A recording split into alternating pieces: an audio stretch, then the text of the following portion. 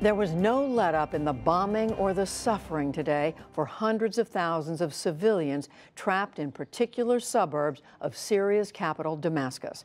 As Nick Schifrin reports, weeks of attacks in the eastern Ghouta area have killed hundreds, marking one of this brutal war's most brutal moments. Among the ruined remains of eastern Ghouta, there are few places left to hide. After 7 years, the UN says there are no longer any words that can do justice to the destruction, the desperation, the children whose entire lives have been spent at war, the children who will die having known nothing but war. It was 7 years ago that eastern Ghouta was a green suburb of Damascus. It was one of the first places to rise up against Syrian President Bashar al-Assad. Today, the UN calls it hell on earth and the potential site of crimes against humanity.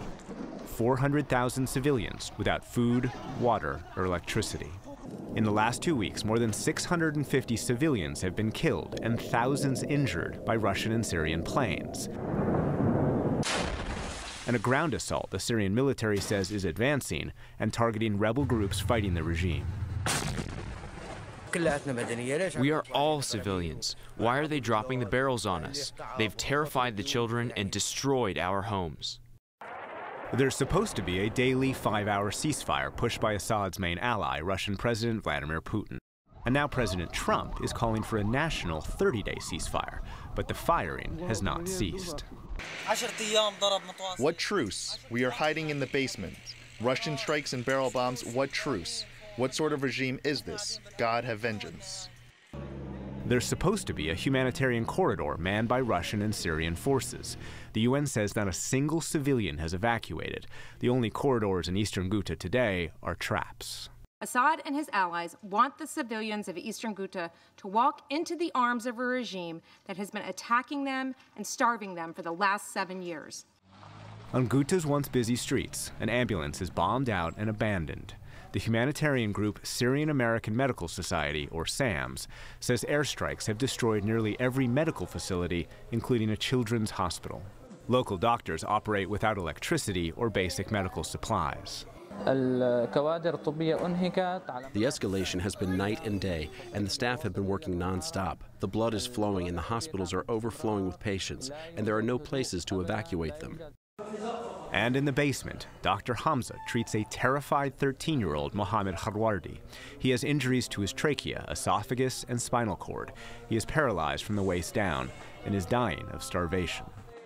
His heart under the skin directly because no muscular mass.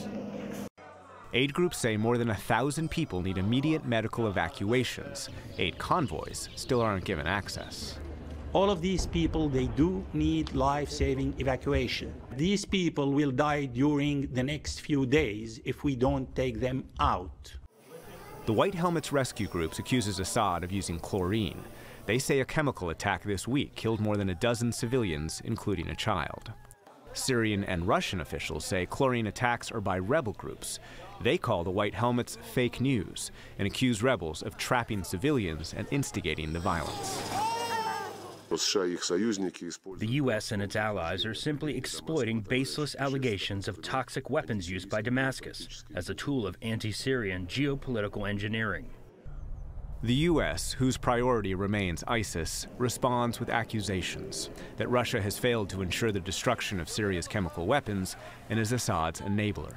Its continued denial of the Assad regime's culpability in the use of chemical weapons is simply incredible. Diplomatically and militarily, Moscow plays both arsonist and firefighter, fueling tensions among all parties in Syria, then serving as an arbiter to resolve disputes. This week, Putin left the door open for further intervention. He told reporters Russia will not, quote, endlessly tolerate rebel attacks during the so-called truce. But for the residents of eastern Ghouta, there is no truce, and there are no longer any words. Only a father whose son survived, expressing relief, and a father whose son died, saying goodbye. For the PBS NewsHour, I'm Nick Schifrin.